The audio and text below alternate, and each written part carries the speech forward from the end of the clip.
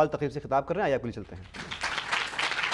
پاکستان کی اسپرٹ، پاکستان ایک جذبے کا نام ہے، چونکہ جب پاکستان بنا تو اس کی پشت پر بھی ایک جذبہ کار فرما تھا۔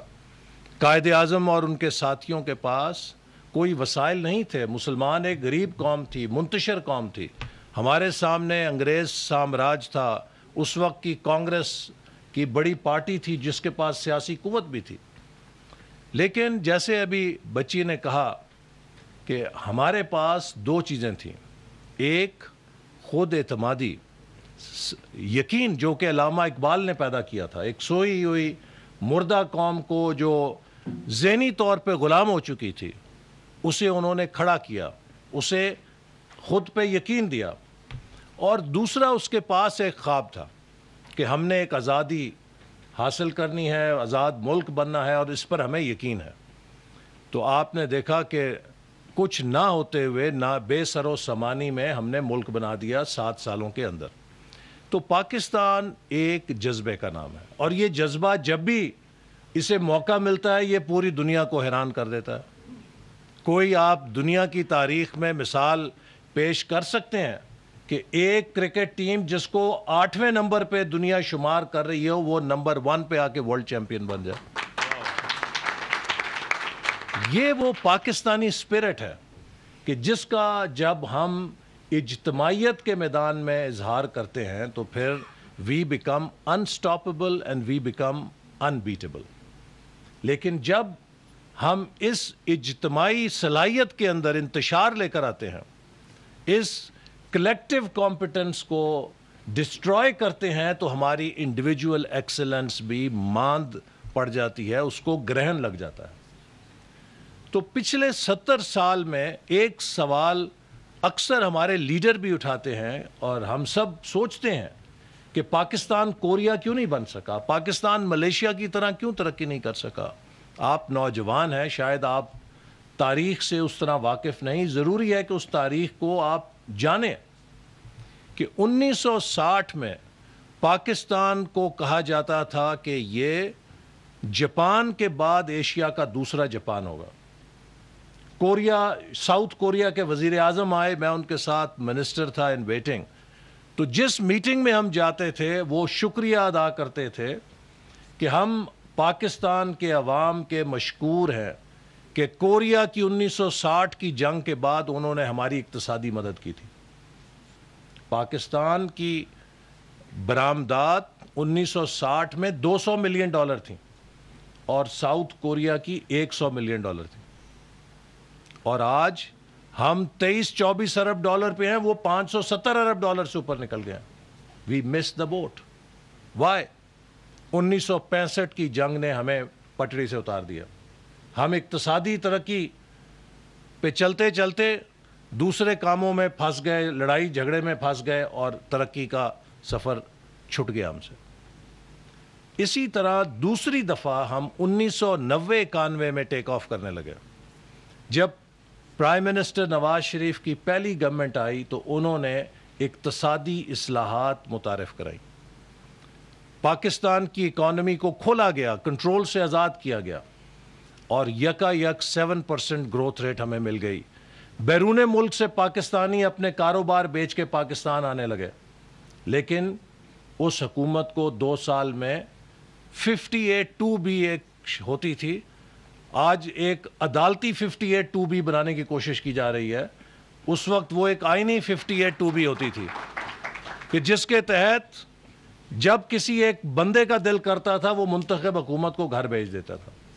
تو 90s کے اندر 7 یا 8 حکومتیں ایک عشرے میں پاکستان میں میوزیکل چیئر کھیلا گیا۔ 2 سال کے بعد، 2.25 سال کے بعد حکومت گئی، کیئر ٹیکر آئی، حکومت گئی، کیئر ٹیکر آئی، اور وہ ہماری ریفارمز جو ہم نے متعارف کرائی تھیں وہ سب پاکستان کے لیے بیکار ہو گئی۔ انہی ریفارمز کو اس وقت منموہن سنگھ انڈیا کے فائنانس منسٹر تھے، انہوں نے پاکستان سے، سرتاج عزیز صاحب ہمارے فائنانس منسٹر تھے، ان سے معلومات لے کے انڈیا میں انٹروڈیوس کیا، اور انڈیا نے ان پر کنسسٹنسی کے ساتھ فالو کیا۔ نتیجہ یہ نکلا کہ سن 2000 کے بعد انڈیا ہمیں اوورٹیک کر گیا. 90s میں پاکستان کا گروتھ ریٹ انڈیا سے زیادہ تھا. 90s میں پاکستان کا روپیہ انڈیا کے روپے سے زیادہ مضبوط تھا. 90s میں جب ہمارے ہاں جدید ایئرپورٹ بن گئے تھے, انڈیا کا دہلی کا ایئرپورٹ ایک ہینگر کے اندر ایئرپورٹ تھا, لوگ شرم آتی تھی انہیں پاکستان سے انڈیا جاتے ہوئے کہ یہ انڈیا کے ایئرپورٹ اور سڑکوں کا کیا حال ہے. لیکن 2000 میں وہ ٹیک آف کر گئے اور ہم سیاسی دلدل میں گرے. اس کے بعد پھر ایک نئی جنگ کا ایندھن بن کے 9/11 کے بعد ہم نے ایک اور جنگ و جدل کا راستہ اپنا لیا, اور پھر انڈیا سے انہی پالیسیز کو بنگلہ دیش نے سیکھا, اور 2013 میں بنگلہ دیش بھی ہمیں پیچھے چھوڑ گیا. تو نوجوانوں, آپ کے ذریعے یہ بات میں پاکستان کے نوجوانوں سے کرنا چاہتا ہوں کہ آج 21ویں صدی مقابلے کی صدی ہے اور اقتصادیات کی صدی ہے. آپ کو معلوم ہے کہ بلیک بیری کتنا بڑا نام تھا, نوکیا کتنا بڑا نام تھا, بلینز آف ڈالرز کی کمپنی تھی یہ, لیکن جب وہ اپنی انوائرمنٹ کے ساتھ ڈسکنیکٹ ہوئے اور جو ماحول کی تبدیلی تھی اس کا ساتھ نہیں دے سکے, تو 2 سالوں کے اندر ہنڈریڈز آف بلینز ڈالر کی ان کمپنی کی ورتھ زیرو ہو گئی. This is the speed of change. What is success today becomes a history tomorrow, a failure tomorrow. اگر آپ وقت کا ساتھ نہیں دے سکتے, ان وقت کے تقاضوں کے ساتھ ترقی نہیں کر سکتے. تو پاکستان کی تاریخ کا سب سے بڑا المیہ یہ ہے کہ اس ملک میں ترقی کے لیے پولیٹیکل سٹیبلٹی چلنے نہیں دی گئی. اور یہ سوال آج میں اٹھانے میں حق بجانب ہوں کہ کوئی ہمیں یہ بتائے کہ پاکستان کے سویلین حکمرانوں میں کیا مینوفیکچرنگ ڈیفیکٹ ہے کہ حسین شہید سور وردی سے لے کے نواز شریف تک کسی کو 5 سال پورے نہیں کرنے دیے جاتے. چلو نواز شریف ٹھیک نہیں ہے, حسین شہید سور وردی تو ٹھیک ہوتا, فیروز خان نون تو ٹھیک ہوتا, کوئی اس سے پہلے کوئی اور خواجہ ناظم الدین تو ٹھیک ہوتا, کوئی اور لوگ ٹھیک ہوتے. لیکن ہمیشہ ہر سویلین حکومت کے خلاف ایک مقدمہ بنایا جاتا ہے اور اس کو بے وقت کیا جاتا ہے. اور میں آپ نوجوانوں کو یہ ضرور اپیل کروں گا کہ آپ جا کے ایوب خان کی وہ تقریر نکالیں جو اس نے مارشاء اللہ لگاتے وقت پڑھی تھی. آپ ضرور وہ تقریر پڑھیں جو ضیاء الحق نے مارشاء اللہ لگاتے ہوئے کی تھی, اور آپ وہ ضرور تقریر پڑھیں جو جنرل مشرف نے مارشاء اللہ لگاتے ہوئے پڑھی تھی. لگتا ہے کہ ہر تقریر کا کاتب ایک ہی شخص تھا. 50 سالوں میں ایک ہی عنوان تھا کہ پاکستان کے سیاسی اور سول لیڈر چور ہیں, بدماش ہیں اور کرپٹ ہیں, اور یہاں پہ احتساب کرنا ہے. اور 35 سال ہم نے اس ملک کے اندر احتساب کیا مارشاء اللہ لگا کے. اگر کرپشن اور احتساب ہمارا مسئلہ ہوتا تو آج پاکستان دنیا کی جنت بن چکا ہوتا. میرے نوجوانوں, میں آپ کو یہ بات انتہائی درد کے ساتھ کہہ رہا ہوں, اس لیے کہ میرا تعلق اس نسل سے ہے جس نے 1986 میں ایک فیصلہ کیا. میں کسی جاگیردار یا صنعتی خاندان سے نہیں تھا, میں بھی آپ کی طرح ایک مڈل کلاس گھر کا نوجوان تھا, اور میری بھی ڈریم تھی. بچی نے ڈریم کی بات کی تو جب یونیورسٹی آف پینسلوینیا کہ واٹن سکول جو کہ دنیا میں مینجمنٹ کا ایک نمبر 1 سکول ہے, میری ڈریم تھی کہ میں نے وہاں پہ MBA کرنا جا کے. تو اس کے ایڈمیشن ایسے کو جب لکھ رہا تھا تو ایک سوال تھا کہ آپ گریجویشن اگر ہم آپ کو داخلہ دیں تو 10 سال کے بعد کیا کرنا چاہیں گے. مجھے یاد ہے کہ میں نے لکھا تھا کہ 10 سال کے بعد میں اپنے ملک کو تھرو پبلک آفس سرو کرنا چاہوں گا. تو اسی لیے 1986 میں جب میں نے ڈگری لی تو اس ڈگری کو اور اس خواب کو لے کر میں پاکستان آیا, امریکہ نہیں رکا. اور آج اس سفر کو تقریباً 3 اشرے ہو گئے ہیں۔ مجھے بہت امید تھی کہ 3 اشروں کے اندر ہم آگے کی طرف بڑھیں گے، ہم بہت آگے بھی بڑھے ہیں، لیکن کئی حیثیتوں میں آج بھی ہم ادھر ہی سٹرگل کر رہے ہیں جہاں 80s میں سٹرگل کر رہے تھے جن بنیادی ایشوز کے اوپر۔ آپ دنیا کا بہترین بیج لے آؤ جو کہ best of the best seed ہے، اس کو زمین میں لگا کے اس زمین میں ہل چلاتے رہو گے، if you will keep plowing the land, will that seed ever germinate? It will never. But if you have an ordinary seed, ایک اوسط درجے کا بیج ہے، اس کو زمین میں لگا کے اس زمین کو سکون دے دو گے، امن دے دو گے، تو وہ بیج ضرور کچھ نہ کچھ پھل دے دے گا۔ تو اقتصادی پالیسیاں بھی بیج کی مانند ہوتی ہیں۔ اگر کسی ملک میں اقتصادی پالیسیز کو پولیٹیکل سٹیبلٹی کی فضا نہ دی جائے تو دنیا میں آپ نوبل laureates کو لے کر آ جائیں اور اس ملک میں بٹھا دیں، وہ بھی فیل ہو جائیں گے۔ لیکن اگر آپ کے ملک میں سٹیبلٹی ہے اور آپ صحیح پالیسیز لاتے ہیں تو پھر اس کے آپ کو بہترین نتائج مل سکتے ہیں۔ اور 21ویں صدی اقتصادیات کی صدی ہے۔ آپ کو معلوم ہے، آپ بہت چھوٹے تھے، سوویت یونین کی ایک سپر پاور ہوتی تھی جسے آج رشیا کہتے ہیں، اس کی پیرنٹ جو کمپنی تھی یا جو اصل ملک تھا وہ سوویت یونین تھا۔ اس کے پاس دنیا کا سب سے بڑا ایٹمی ذخیرہ تھا، اس کی ریڈ آرمی دنیا کی سب سے بڑی ریڈ آرمی تھی، لیکن جب اس کی اکانومی بیٹھ گئی تو اس کا ایٹمی اسلحہ اور اس کی فوج اس سوویت یونین کا دفاع نہیں کر سکی، وہ ٹوٹ گیا، شکست و ریخت کا نتیجہ بن گیا۔ ایسٹ یورپ کے ملک علیحدہ ٹوٹ گئے، سینٹرل ایشیا کی ریاستیں علیحدہ ہو گئیں اور وہ کور رشیا تک محدود ہو کے رہ گیا۔ آج مجھے افسوس سے کہنا پڑتا ہے کہ بڑا چرچہ ہے JIT کی رپورٹ کا، تو پاکستانی قوم کو وہ JIT کی رپورٹ آج ایک دن $4 ارب میں پڑی ہے، 2000 پوائنٹ سٹاک مارکیٹ کریش کر چکی ہے ابھی تک۔ یہ کس کا نقصان ہے؟ جس دن سے یہ تھیٹر شروع ہوا ہے اس سے پہلے $12 ارب کا کیپٹلائزیشن کا لاس ہو چکا ہے۔ This is just to show you the point کہ what is the link between stability and development.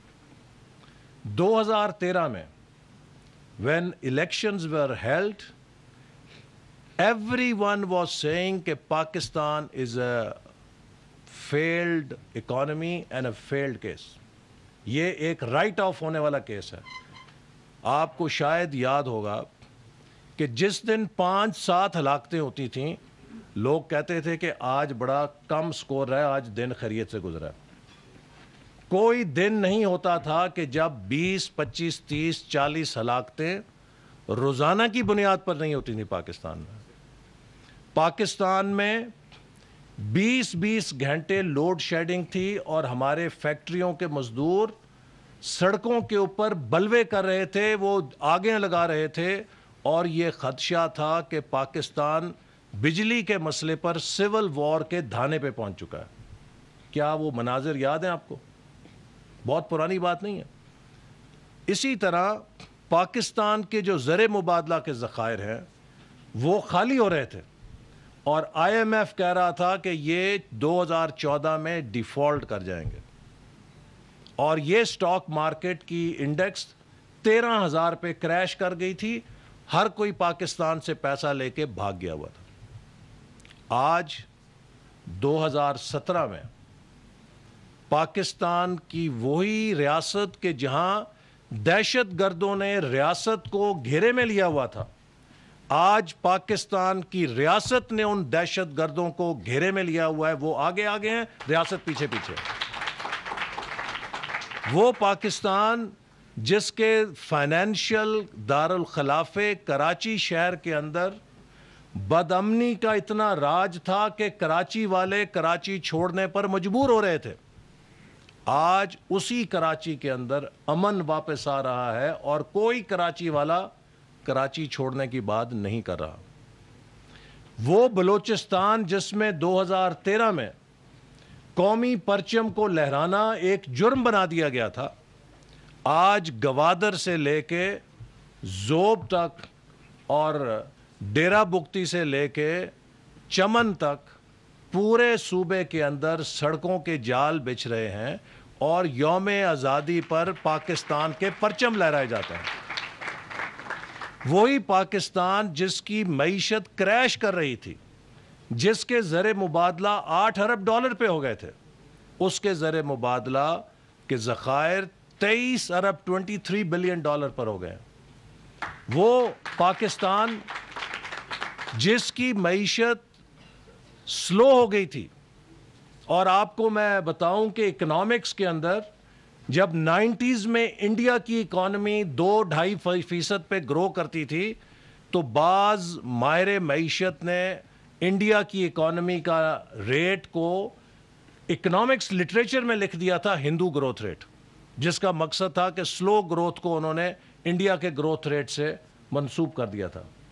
اور 2007 کے قریب 8 کے قریب بعض اکانومسٹ نے پاکستان کے سلو گروتھ کو اردو گروتھ ریٹ لکھنا شروع کر دیا تھا۔ آج وہی گروتھ ریٹ جس کو تانا بنایا گیا تھا ہمارے لیے، اردو گروتھ ریٹ، کہ یہ بھی اب 3-3.5% پہ پھنس گئے ہیں، اس سال ہم نے 5.3% حاصل کیا ہے، جو پچھلے 9 سال کا ہائیسٹ گروتھ ریٹ ہے، اور اگلے سال انشاءاللہ 6% پہ جائیں گے۔ یہ وہ کامیابیاں ہیں جو پاکستان نے حاصل کی ہیں۔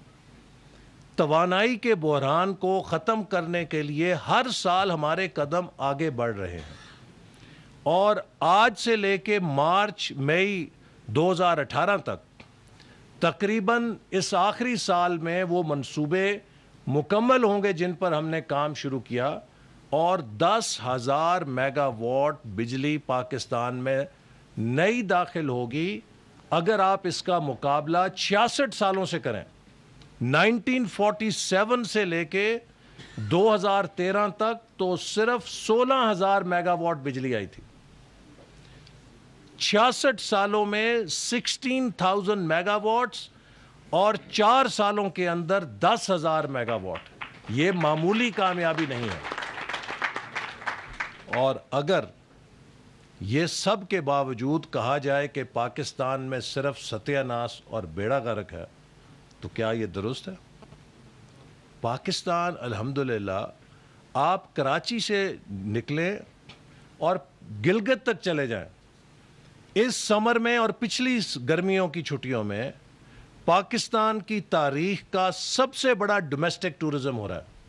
آپ آج چلے جائیے مری میں، نتھیا گلی میں، کاغان میں، ناران میں، نیلم ویلی میں، لیپا ویلی میں، گلگت میں، سکردو میں، کسی پاکستان کے سیاحتی مقام پہ چلے جائیں تو کسی ہوٹل میں، کسی موٹل میں کمرہ نہیں، 40,000 ہزار روپے رات کے اوپر کمرے فروخت ہو رہے ہیں۔ لوگ اپنے ٹینٹ لے کر گئے ہوئے ہیں اور وہاں پہ سیاحت کر رہے ہیں۔ اگر پاکستان میں اتنی بڑی ٹورزم کی موبلائزیشن ہو رہی ہے تو کچھ تو نارملسی پاکستان میں آ رہی ہے، پاکستان بہتر ہو رہا ہے۔ اور یہ وہ یقین ہے کہ Pakistan is rising, Pakistan is not declining, کہ جس سے آپ کو اعتماد حاصل کرنا ہے۔ اور آج یہی پاکستان کی ترقی ہمارا جرم بن گئی ہے، چونکہ بہت سی قوتیں اور بہت سی لابیز پاکستان کی اس ترقی سے خائف ہیں، اور مختلف سازشوں کے ذریعے کوشش کی جا رہی ہے کہ پاکستان کے اندر اس عمل کو سیبوٹاج کیا جائے، جس کی ایک مثال میں نے آپ کو آج ہی کی ایک سٹاک مارکیٹ کی دن کی کہانی سنا دی، جو پچھلے 1 مہینے سے مسلسل اس بحران سے، جب سے یہ ڈرامہ شروع ہوا ہے، اس کو پنکچر کیا جا رہا ہے۔ تو بھائی آپ کو 4 سال تو کوئی تکلیف نہیں، اب جب 11 مہینے الیکشن میں رہ گئے ہیں تو پاکستان کے عوام کو فیصلہ کرنے دو۔ اگر ہم برے ہیں تو لوگ ہمارا بھی وہی اشر کریں گے جو زرداری کا کیا تھا، اور اگر ہم نے اچھا کیا تو لوگ دوبارہ ہمیں ووٹ دے دیں گے۔ اس کا فیصلہ پاکستان کے لوگوں نے کرنا ہے، لیکن اس ٹیمپو کو، اس مومنٹم کو توڑنے کا مقصد یہ ہے کہ پاکستان کو اسی دلدل میں دھکیل دیا جائے جس کے اندر ہم تھے۔ تو اس پس منظر میں پاکستان کے نوجوانوں کا کردار بڑا اہم ہے کہ ہم نے پاکستان کے ترقی کے عمل کو مستقل مزاجی سے اور کنٹینیوٹی کے ساتھ قائم رکھنا ہے، چونکہ اگر آج خدا نخواستہ پاکستان کے یہ ترقی کا عمل کریش ہوتا ہے تو میری نسل اس کی سزا نہیں بھگتے گی۔ یہ سیکٹری صاحب یہ بھی 2 سال 3 سال میں ریٹائر ہو جائیں گے، میں بھی اب اپنے کیریئر کی آخری 800 میٹر یا 400 میٹر یا 1200 میٹر جو بھی ہے آخری راؤنڈ کے اندر ہم نے اوکھے سوکھے اور 10 20 15 سال 12 سال 6 سال گزار لینے ہیں، لیکن اگلے 40 سال 50 سال آپ کی امانت ہے۔ آج پاکستان کس سمت میں جائے گا، اس کا سب سے بڑا سٹیک ہولڈر پاکستان کا نوجوان ہے۔ اس لیے پاکستان کے نوجوانوں کو پاکستان میں سٹیبلٹی اور کنٹینیوٹی آف پالیسیز کا محافظ بن کے اپنا کردار ادا کرنا ہے، اور اگر ہم نے پاکستان میں کسی کو پاکستان کے سیاسی استحکام سے کھیلنے کی اجازت دی تو پھر وہی دائروں کا سفر شروع ہو جائے گا جس میں ہم 70 سال سے دھسے ہوئے ہیں۔ اور یہی وجہ ہے کہ ہم نے ویژن 2025 کے تحت پاکستان کے نوجوانوں کو امپاور کرنے کے لیے پہلے دن سے قدم اٹھائے اور حکومت میں آنے سے پہلے سے قدم اٹھائے۔ 2011 میں جب پنجاب حکومت کے ذریعے ہم نے نوجوانوں کو لیپ ٹاپس دینے شروع کیے تو بہت سے لیڈروں نے تانا دیا کہ یہ نوجوانوں کو رشوت دے رہے ہیں۔ ہم نوجوانوں کو رشوت دینی ہوتی تو نقد پیسے دے دیتے۔ ہم نوجوانوں کو ڈیجیٹل ایج کے لیے امپاور کر رہے تھے، چونکہ ہمیں پتہ ہے کہ now we are in digital age. اس ڈیجیٹل ایج کا بنیادی ہتھیار لیپ ٹاپ ہے، اور اس کا نتیجہ یہ ہے کہ پچھلے 7 سالوں کے اندر ہم نے جو لاکھوں کی تعداد میں نوجوانوں کو امپاور کیا، اس کے نتیجے میں آج پاکستان ای لانسنگ کے اندر دنیا کی 4تھی بڑی معیشت بن کر سامنے آیا۔ We are the 4th biggest e lancing country. ہمارے نوجوان انہی لیپ ٹاپس کے ساتھ بیٹھ کے ایپس بنا رہے ہیں، کوئی سسکو کو دے رہا ہے، کوئی ایپل کو دے رہا ہے، کوئی فیس بک کو دے رہا ہے، کوئی کسی اور گوگل کو دے رہا ہے، کوئی اور دے رہا ہے، اور وہ اپنے لیے بھی کمائی کر رہے ہیں اور ملک کے لیے بھی نام پیدا کر رہے ہیں۔ کوئی جیسے بچی نے کہا کہ یہ جس طرح یہ اینٹی ہیکنگ فورس کا حصہ ہے، دیکھیے یہ جو ہے نا، this is like a knife, with a knife you can kill and with a knife you can do surgery. تو نالج ہے، اس نالج کا پازیٹیو اپلیکیشن کیا اور نیگیٹو اپلیکیشن کیا۔ تو یہ بچی جو ہے یہ اسی نالج کا پازیٹیو اپلیکیشن کر رہی ہے کہ آپ کس طریقے سے سسٹمز کو سیکیور کریں، اور دنیا میں اپنا نام بنوا رہی ہے۔ And we are very proud کہ انہوں نے پاکستان کا نام پوری دنیا کے سامنے روشن کیا۔ اسی لیے آج کی اس دور میں ہم نے کوشش کی ہے کہ نوجوانوں کو امپاور کرنے کے لیے ہائر ایجوکیشن کو بنیاد بنائیں۔ And I am happy to say, and media کو میں چاہتا ہوں کہ یہ چیزیں ہائی لائٹ کرے کہ 2013 میں ہائر ایجوکیشن کا بجٹ جو ہے وہ صرف 13 ارب روپیہ تھا ڈیولپمنٹ، 13 ارب روپیہ تھا جب ہم حکومت میں آئے ہیں۔ آج وہ 13 ارب سے اٹھا کے 35 ارب کر دیا گیا ہے۔ آلموسٹ 3 ٹائمز انکریز کیا ہے ہم نے جو ہائر ایجوکیشن کا بجٹ ہے۔ Within 3 years we are working to set up a university campus in each and every district of Pakistan، تاکہ کسی بھی ضلع میں کوئی غریب نوجوان بچہ یا بچی اس لیے تعلیم سے محروم نہ رہے کہ اس کے ماں باپ ہاسٹل کے اخراجات اس کے برداشت نہیں کر سکتے۔ ابھی چند روز پہلے مجھے بڑی خوشی ہوئی، ہم نے 2 سال پہلے سائنس ٹیلنٹ فارمنگ اسکیم کا اسکالرشپ شروع کیا، جس میں ہر سال ہم پاکستان کے سرکاری اسکولوں سے غریبوں کے بچوں اور بچیوں میں جو سائنس کا ٹاپ ٹیلنٹ ہوتا ہے اس کو اسکالرشپ دیتے ہیں میٹرک کے بعد up to P H D level. اور اس کا مقصد یہ ہے کہ ان بچوں اور بچیوں میں سے ہم فیوچر نوبل لاریٹس پیدا کریں. تو 2 ان کے کلاسز کی ابھی سمر ورکشاپ تھی, 600 بچے تھے, اور اس سال 300 اور آئیں گے, یہ 900 کے قریب ہو جائیں گے. اور میں نے وہاں پر کہا کہ پاکستان کا مستقبل یہ جی آئی ٹی نہیں ہے, پاکستان کا مستقبل یہ نوجوان ہیں یا وہ سائنس ٹیلنٹ فارمنگ سکیم کے نوجوان ہیں جن کو امپاور کرنا ہماری ضرورت ہے اور ان کو دنیا کے سامنے پیش کرنا ہمارا مستقبل ہے. اور یہ جو شام کو ٹاک شوز کے اوپر بٹھا کے گھنٹوں قوم کو گمراہ کیا جاتا ہے اور جن موضوعات پہ بحث کی جاتی ہے, اس سے ہم دنیا میں 1 انچ آگے نہیں جا سکتے. ہم نے اگر دنیا میں آگے جانا ہے تو ہمیں سائنس اینڈ ٹیکنالوجی پہ بحث کرنی ہے, علم پہ بحث کرنی ہے, اپنی معیشت کو مضبوط کرنے پہ بحث کرنی ہے. یہ وہ موضوعات ہیں جن کو ہمیں اجاگر کرنا ہے. اور اس سال بھی مجھے آپ کو یہ کہتے ہوئے خوشی ہے کہ ہم نے ہائر ایجوکیشن کے ذریعے ملک کے پسماندہ ترین علاقوں میں یونیورسٹیز قائم کی ہیں. 70 سال کے بعد فاٹا کے اندر یونیورسٹی قائم ہو چکی ہے. 70 سال کے بعد گوادر کے اندر یونیورسٹی قائم ہو چکی ہے. زوب کے اندر یونیورسٹی قائم ہو رہی ہے. اسی طرح بے شمار پسماندہ اضلاع کے اندر یونیورسٹیز بن رہی ہیں, کھل رہی ہیں. اور گلگت بلتستان میں انجینئرنگ کالج, میڈیکل کالج بن رہا ہے, آزاد کشمیر میں ادارے بن رہے ہیں. یہ ہے وہ ترقی کا ایجنڈا جس پر ہم عمل کر رہے ہیں. اور ہمارے شاید مخالفین کو اچھا نہیں لگتا کہ ہم اس میں کامیاب ہوں, لیکن ہم انشاءاللہ تعالی اس کو کامیاب کریں گے. اور آپ کو یہ بھی میں خوشخبری سنانا چاہتا ہوں کہ پاکستان اس سال ہم نے پی ایس ڈی پی کے اندر 1 ارب روپے رکھا ہے. ہر سینٹر آف ایکسلنس کے لیے 1 بلین روپیز سے آرٹیفیشل انٹیلیجنس کا سینٹر آف ایکسلنس بنا رہے ہیں. 1 بلین روپیز سے سائبر سیکیورٹی کا سینٹر آف ایکسلنس بنا رہے ہیں.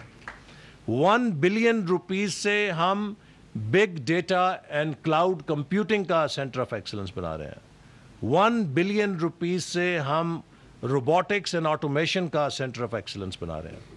چونکہ یہ ڈرائیورز ہیں 4th انڈسٹریل ریولوشن کے, جو کہ ہمارے مستقبل میں ہم پر بہت زیادہ اثر انداز ہوگا. اور پرائم منسٹر کی کوشش ہے کہ ہم پاکستان کی اکانومی کو اس قدر مضبوط کریں کہ دنیا میں کوئی اس علاقے میں ہمارا ہم اثر نہ ہو. اور اسی لیے چائنا پاکستان اکنامک کوریڈور ایک ایسا منصوبہ ہے کہ جس سے پاکستان اگر ہمیں راستے میں رکاوٹ نہ ڈالی گئی تو اگلے 10 سے 20 سالوں کے اندر اس خطے کا مرکزی ملک اور مرکزی معیشت بن کر ابھرے گا, جو ساؤتھ ایشیا, چائنا اور سینٹرل ایشیا کے درمیان hub of trade and commerce بنے گا. اور یہ باتیں جو میں آپ سے کر رہا ہوں, یہ نہ سمجھیں کہ میں کوئی خواب دکھا رہا ہوں ایسے کہ جو شیخ چلی کے خواب ہیں. 2013 میں جب ہم نے ویژن 2025 پیش کیا تو اس میں کہا کہ ہم پاکستان کو 2025 تک دنیا کی پہلی 25 معیشتوں میں شامل کریں گے. تو ہمارے جو ناقدین تھے انہوں نے کہا دیکھو یہ 20 گھنٹے بجلی نہیں ہے یہاں پہ, اور اس ملک کی معیشت کدھر کھڑی ہے, اور یہ ہمیں شیخ چلی والے خواب دکھا رہے ہیں کہ 2025 میں یہ ہو جائے گا وہ ہو جائے گا. شاید انہیں ہمارے ارادوں اور انہیں ہمارے ایجنڈا سے واقفیت نہیں تھی. ہم نے 3 سالوں میں جو پاکستان کے اندر ہیومن ریسورس سیکٹر میں, انفراسٹرکچر کے اندر اور انرجی سیکٹر کے اندر انویسٹمنٹس کی ہیں بلینز آف ڈالرز کی, آج اس کا نتیجہ ہے کہ پرائس واٹر ہاؤس کوپرس, آپ جائیے گوگل کیجئے PwC اور اس کی ورلڈ رینکنگ رپورٹ پڑھ. اور آپ نے دیکھا احسان اقبال اس وقت تقریب سے خطاب کر رہے ہیں.